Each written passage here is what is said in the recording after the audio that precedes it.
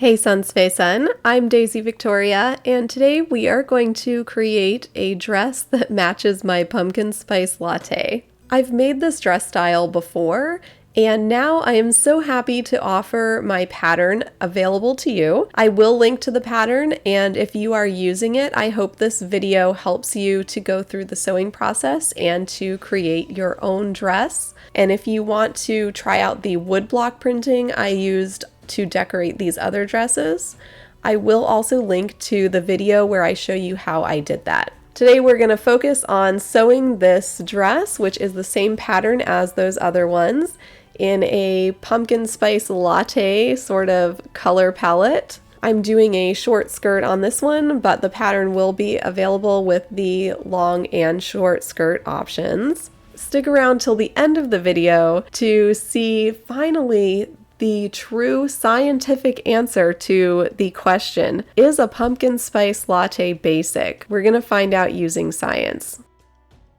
To make this dress, first I cut out all of my pattern pieces, which are included in the PDF pattern that I have available. I sewed the bodice pieces, so they're basically self-lined. They have 2 layers apiece, and then I turn those right side out. The waistband is also lined, and I just sewed the pieces together, so the front to the back pieces. Next, I created the pleat in the front bodice pieces just by folding that over. Those places are marked on the pattern. You may want to adjust exactly how much is pleated over based on how it fits you, which you will find out if you do a mock-up first. Next, I need to attach those bodice pieces onto the waistband. So I am looking for the center front of the waistband, and then I'm actually going to leave a little bit open in the center front. This is marked on the pattern piece as well, so you can just transfer that marking. You don't have to go through and measure it. Then what I'm going to do is place those pieces of the bodice onto the waistband. So basically, I'm putting them toward the center front with that little bit of space left open there. And that creates that dramatic plunge neckline. I also need to pin the back part of the bodice strap pieces onto the back of the waistband. And as you can see, they're pretty close to the edge, but not quite at the edge. And then I'm going to place the other layer of the waistband on top. So this way we're basically going to encase that upper edge of the waistband around the front and back of the bodice. And I am going to sew that from that short edge right there all the way up and across the long edge on top and then back down the other short edge. Next, I want to clip those corners and then turn this right side out.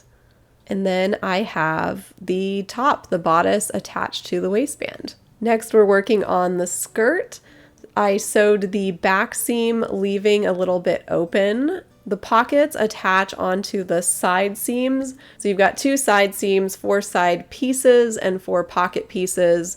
I sewed those on and then sewed down all the way around the pockets. So that way there is a little opening in each side seam where you can stick your hand into the pocket. So basically that side seam is going around the pocket piece after the pocket's been sewn on. Next, I sewed the skirt onto the waistband. There's a little bit of extra at the edge of the skirt, and that is because I want some slight overlap because I'm putting snaps on the back. If you want to use a zipper, you don't have to leave that overlap. I next hemmed the skirt just by folding over twice, ironing, and stitching. And then it's time for buttonholes / eyelets. I only did 3 here, but I find that I actually like doing 4 a little bit better. However, both work. And then I added snaps to the skirt there. And like I said, if you want to replace the snaps with a zipper, that's fine as well. I just like the snaps and they work pretty good. And then I'm just lacing up the back of the dress with some ribbon. I also would like to thank my followers on Facebook and Instagram. I asked you guys what I should name this dress. There were so many great suggestions for names. I ended up sort of combining a couple of them.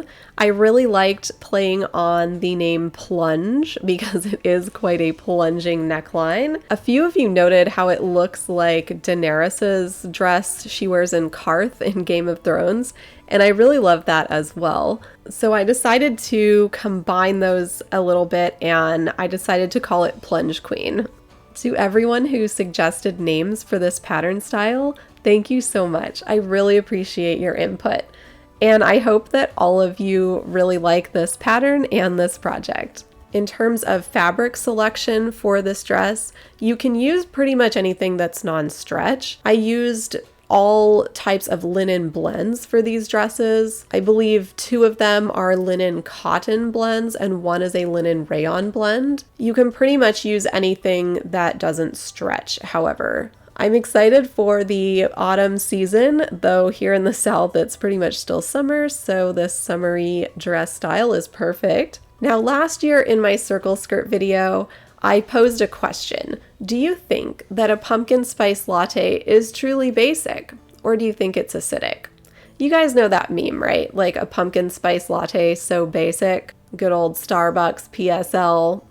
Well, when I hear basic, I think of nothing but the pH scale because I have a very strong background in chemistry. And so I decided that we are going to actually test the pH of a pumpkin spice latte and solve this age-old question once and for all. I brought some litmus paper with me. That is a paper that's used to test the pH of liquids. So basically the pH paper will turn colors based on the acidity or basicity of a substance. I think most of us have probably used litmus paper at least in a basic science or chemistry class. It's pretty easy to get a hold of, much easier than a pH meter or something like that. So you can actually do this test at home if you want to test the pH of some substances. Now, I suspected that the pH of the pumpkin spice latte is probably going to be pretty close to that of milk because there's so much milk in here.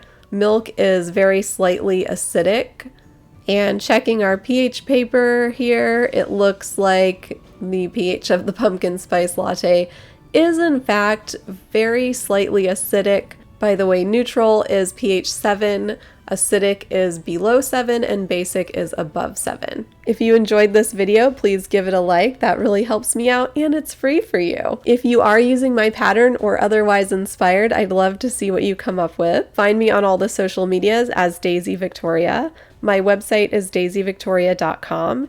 And a special thank you to my patrons over on Patreon who help me so much to continue creating content for all of you. I hope you have an absolutely magical day, and I'll see you again real soon. Bye-bye!